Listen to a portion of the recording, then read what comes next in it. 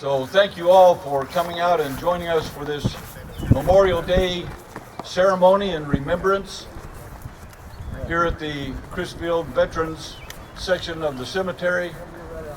It's certainly appropriate for all of us to spend a few minutes together on this beautiful day, remembering the fallen who provided this day for us.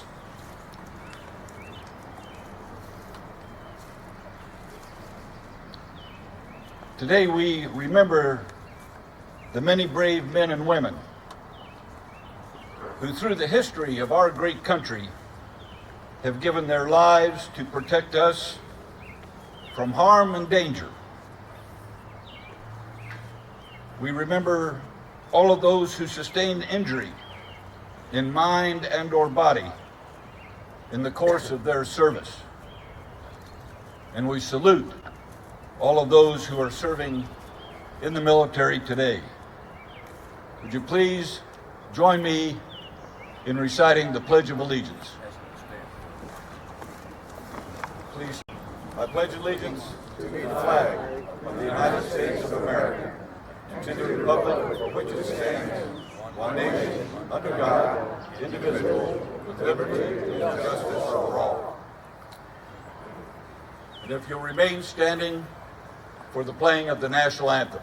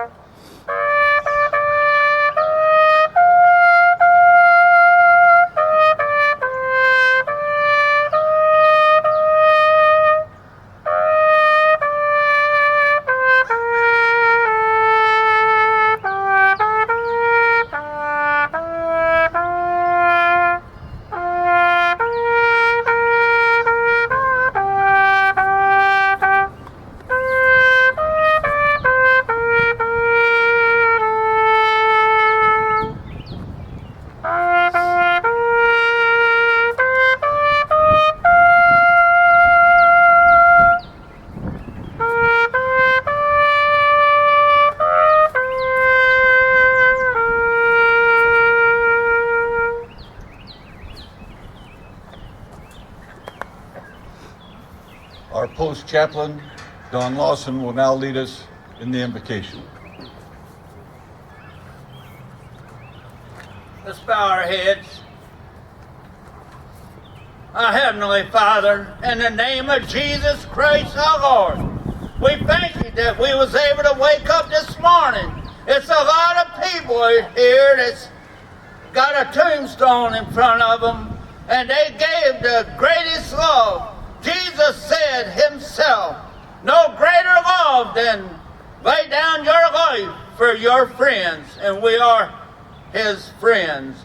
And Father, please be with the families of these loved ones that lay down their life for us. And Father, please even be with their grandchildren. Help them, and Father, please guide us and take care of us, because we need your help. We need your guidance in these last days. Father, please be with us. Help us and guide us in Jesus' precious name. Amen. Amen.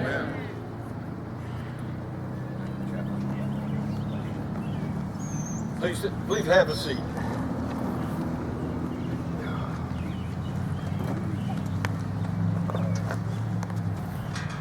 A beautiful morning. We're joined by small communities around the country and our capital in Washington, D.C. for remembrance of veterans who have fallen in the line of duty throughout all wars. We especially remember those most recently who have departed from us, and we will have a special remembrance for those folks in just a little while. But at this time, I'd like to introduce our post commander, Donald Waters, for a few comments.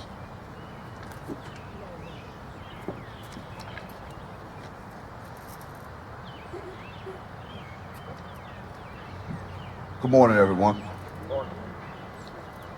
This is my first time doing this, but this is truly an honor and a privilege for me being out here recognizing the people that gave their life and sacrifice and was able to allow myself to honor my country and serve so proudly.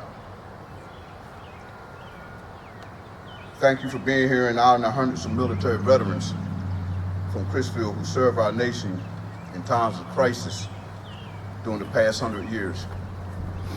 As you know, young men and women from Crisfield have answered the nation's call for military volunteers since World War I. All of them have contributed to Crisfield's proud tradition of service and sacrifice on behalf of the United States of America. As a Marine myself, who's been a career Marine, served 20 years, I deeply respect every man and woman who wore the uniform of the Army, Marine Corps, Navy, Air Force, United States Coast Guard. Military service changed all of us. During our time of active duty, all of us had learned some valuable lessons about honor, discipline, devotion to duty, shared responsibility, pride, and sacrifice for the greater good. All of the men and women who lie beneath the ground in this cemetery learned those same lessons. Some of them never returned from the military service. Fortunately, hundreds of them did return to their families and friends, and they lived the rest of their lives guided by the lessons they learned during their active duty careers. I stand before you today as a proud American and proud member of the local American Legion Post, who's elected in 2020 to be the post commander, and it has truly been an honor to represent the post, to be part of the post leadership group, and to guide the post as it continues to be a pillar of strength and goodwill within the Crisfield community. Just a minute ago, I mentioned volunteer service dating back to World War I. At this cemetery, we are very fortunate to have a magnificent symbol of that war more than 100 years ago. We have the Doughboy statue as a constant guardian over this cemetery. This hallowed ground, which is the final resting place for hundreds of patriotic Crisfielders. Later on during this ceremony, I will have the honor of placing a memorial wreath at the foot of the statue as an expression of gratitude to those who lie here. I know that laying the wreath will be one of the most emotional things I have ever done. Please enjoy today's ceremony, and thank you for all for coming out, and thank your loved ones for their service and their commitment and their love to our country.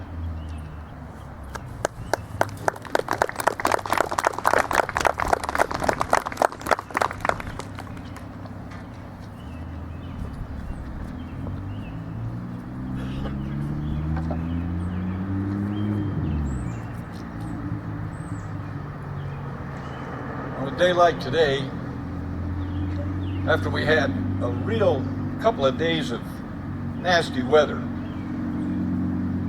it's really a blessing to have such a beautiful day to come out and be together and remember those who have served and given the last measure of devotion to duty.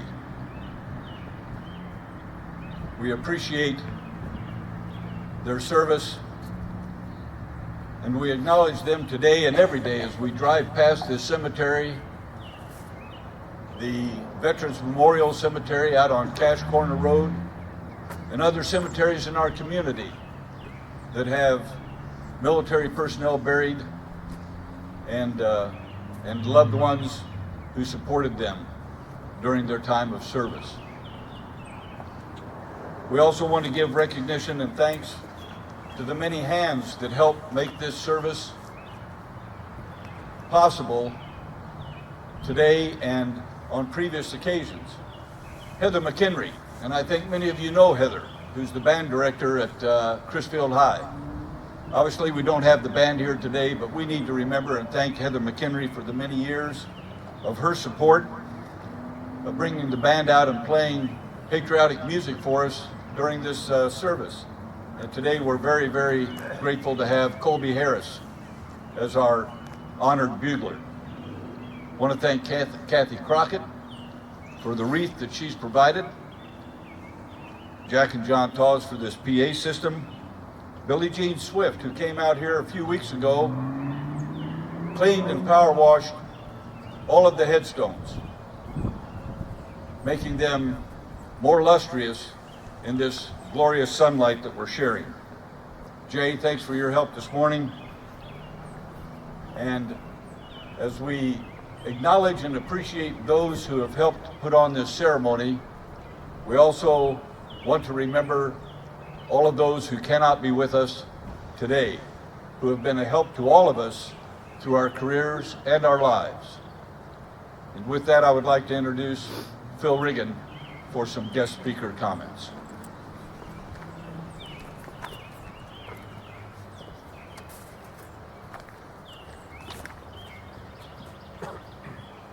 We have a couple of things here that are, I guess, almost tripping hazards. Good morning, everyone. My name again is Phil Riggin, and I appreciate all of you being here.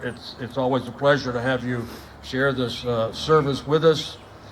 And again, I'm going to remind anybody who might be sitting on the wall or standing behind the wall that we have apparently about 12, 15 chairs up here. So if you get tired sometime during the event, which will not be that long, please come up here and use these chairs. Jay Taws worked hard this morning to bring them all here, so and he's the only guy sitting in the front row. So, thank you, Jack.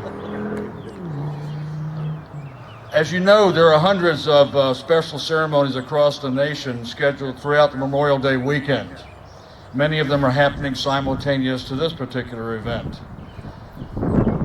However, in my opinion, this event is somewhat different than most Memorial Day events because in recent years we have tried to make this a personal experience. Ultimately, military enlistment is an individual decision which affects the immediate family. To illustrate that point, in recent years, we have been focused a lot of our attention on several occasions to two young men buried here almost 80 years ago now, lying just 15 feet from one another just on the other side of the Doughboy statue. I point them out because they both survived the Normandy beach invasion on June 6, 1944, only to lose their lives during the next 10 days in combat against the Nazi forces in northwest France. On several occasions, we have described them as native Crisfielders who never came home to be welcomed by their families, to be honored by a grateful nation, or to live full lives, or to become fathers, or to become leaders in the Crisfield community. Today, however, we intend to focus most of our attention on the generations of veterans who've served on active duty since World War II. And in order to frame our conversation and to put it in clearer perspective, I'd like to share several statistics with you. More than 290,000 Americans died in a combat environment during World War II.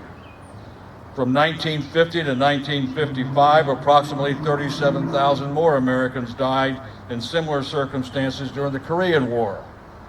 From 1961 to 1975, more than 58,000 additional Americans died in similar circumstances during the Vietnam War. Thousands have died more recently during their service in either Iraq or Afghanistan.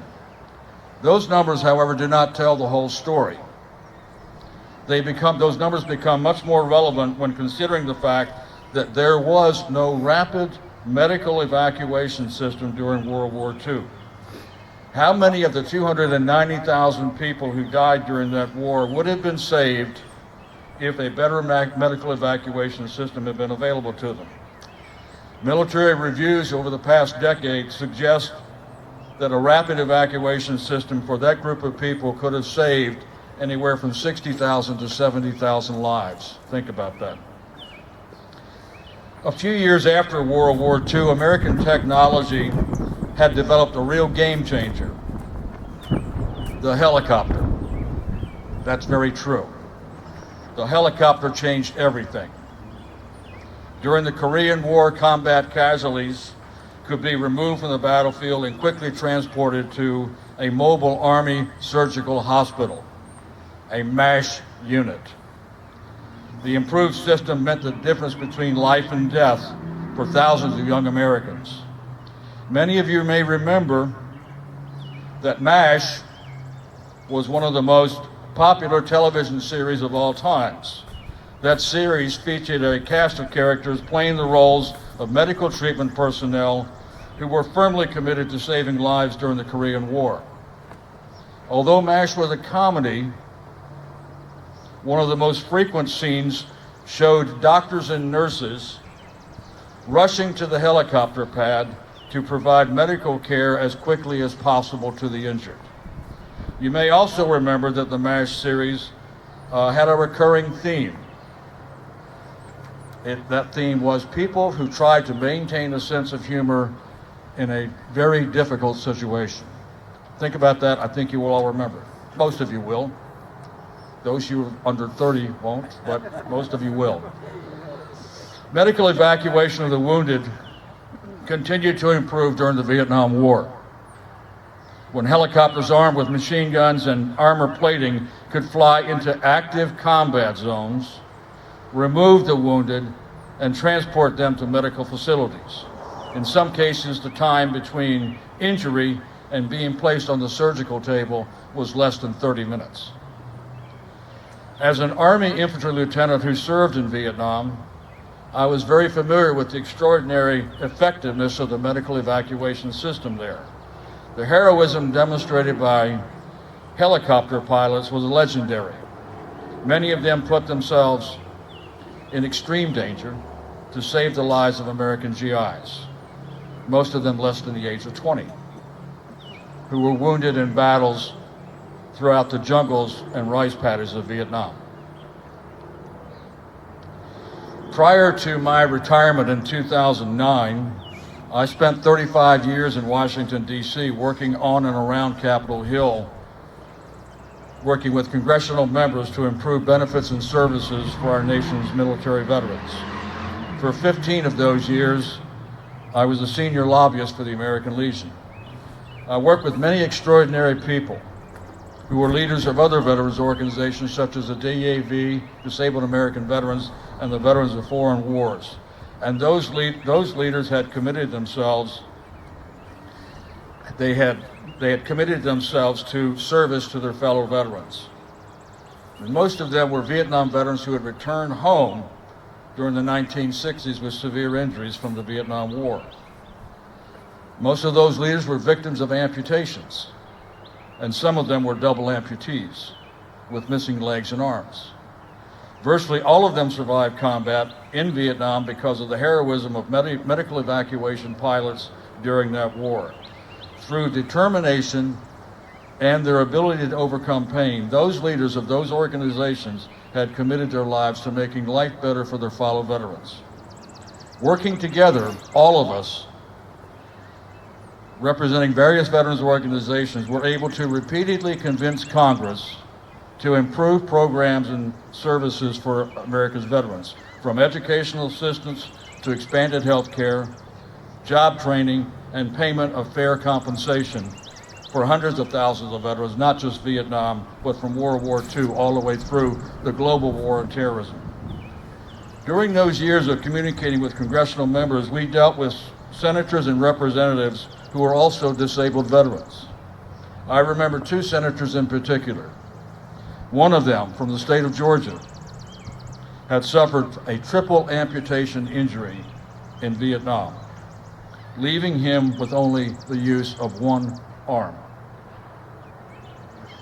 The other person who comes to mind as a U.S. Senator currently serves in the Senate as a senator from the state of Illinois and she suffered the amputation of both legs above the knee during her military service in Iraq.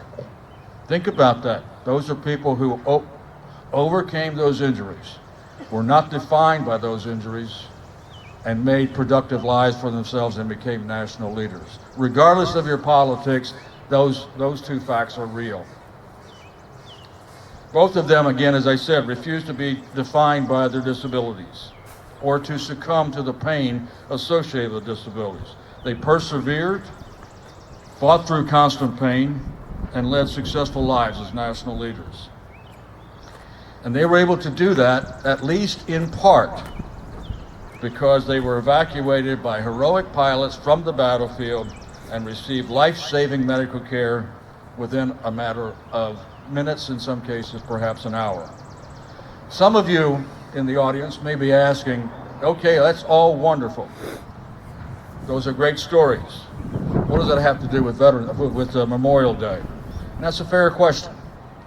Memorial Day should be a time, and is a time, to honor those who served in the nation's armed forces and who have since died, either in military service or during the decades that followed their service. That, of course, is the traditional purpose of Memorial Day. However, I also believe we should honor those who escaped death and led productive lives for many years thereafter. All of this causes me to think of a whole bunch of what ifs. What if my father, at the age of 19, had been killed during his time on the Normandy beaches back in June of 1944? Of course, one obvious result is that I wouldn't be here talking to you. What if our nation had not had the benefit of the services of the two senators that I just described before? What about those remarkable Vietnam veterans who survived the war and became advocates for veterans on Capitol Hill in Washington, D.C.? What if thousands of other Korean War veterans and Vietnam War veterans, the beneficiaries of good medical evacuation, had not survived their combat experiences? I am convinced, had they not survived their combat experiences, the United States would not be as good of a place to live as it is now. I firmly believe that. As we bring this entire conversation to full circle, there is one final what if that I want to share with you. One of the two young men that I mentioned a few minutes ago early in these remarks, buried here just beyond the Doughboy statue, died at the age of 18. During his very short Army career, probably less than 1 year, he had been promoted 5 times to the rank of Staff Sergeant. Let me repeat that. This young man died at the age of 18, 10 days after D-Day. During his very short career, and you know, doing math, it had to be a short career if he was only 18 when he died, he had been promoted 5 times before his death. And I'm willing to speculate, offer a guess, that 2 of those promotions may have been battlefield promotions just in the few days before his death. The what if that I want to share with you regarding him. What if he had returned home, earned a college degree through the GI Bill, and used his obvious leadership skills to go on and do extraordinary things? Indeed, what if? Finally, as you leave today, please consider setting aside a few minutes later today for some personal reflection. During those few minutes, think about what Memorial Day means to you. Do it in a private setting. Do it as a conversation with yourself, please. I promise you I'm going to be doing the same thing. Although I'm going to be saddened by the loss of some wonderful people, I will feel grateful for the good times we had and for the very positive impact they had on my life. Thank you.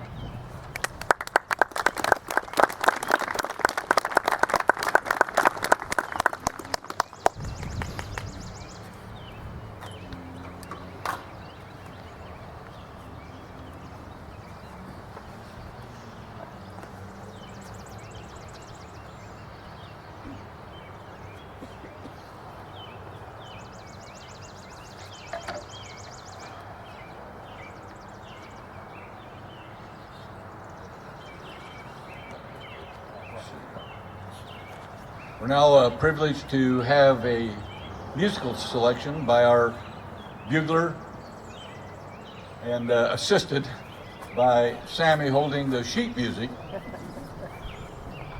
Thank you, and please proceed. Go.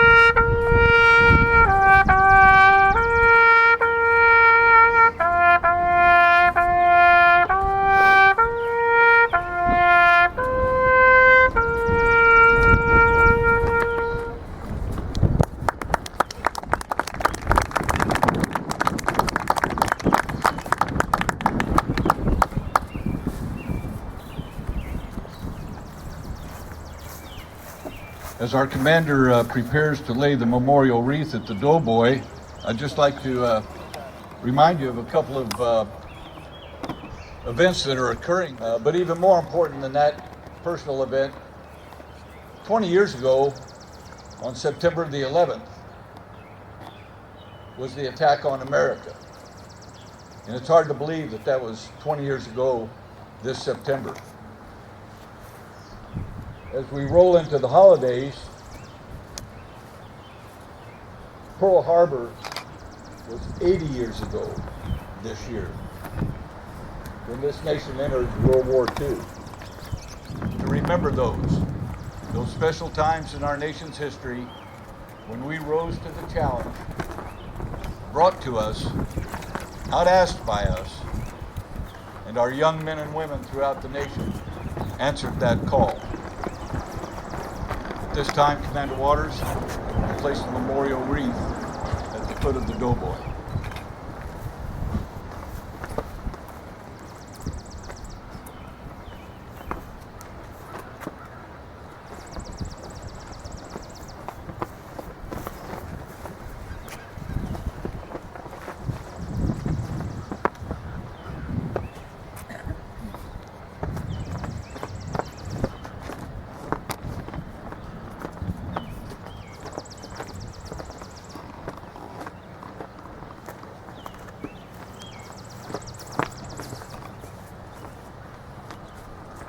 Stephen Arndt,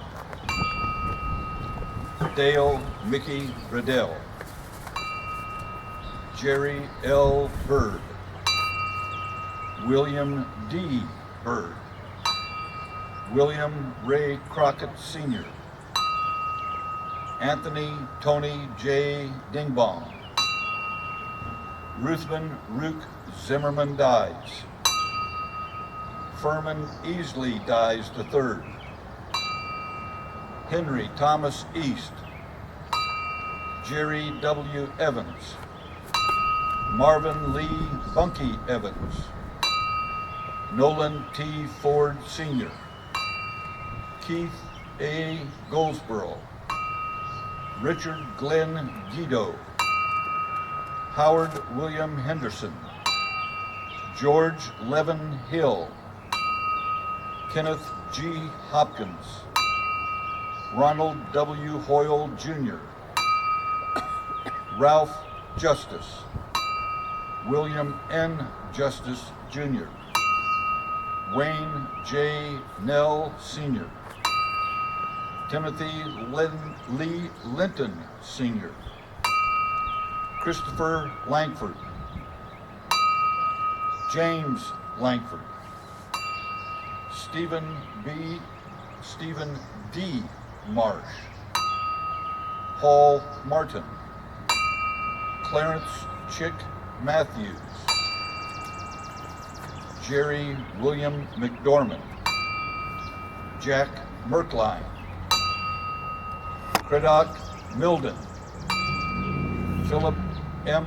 Pryor, Ronald J. Redding, Miles Lee Riggin, J. D. Simpkins, William Theodore Ted Smith, Herman Lee Thomas, Jackie Ward, M.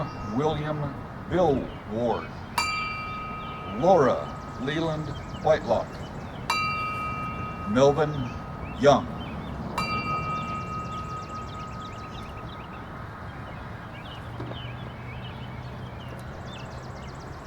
We'll now have taps and the closing of our ceremony.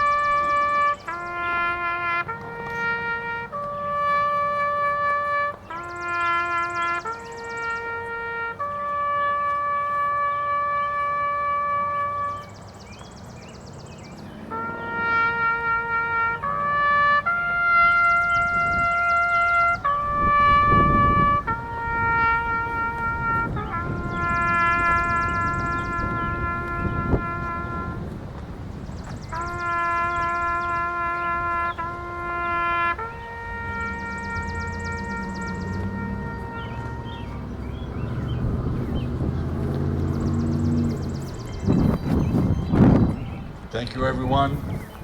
Enjoy your Memorial Day.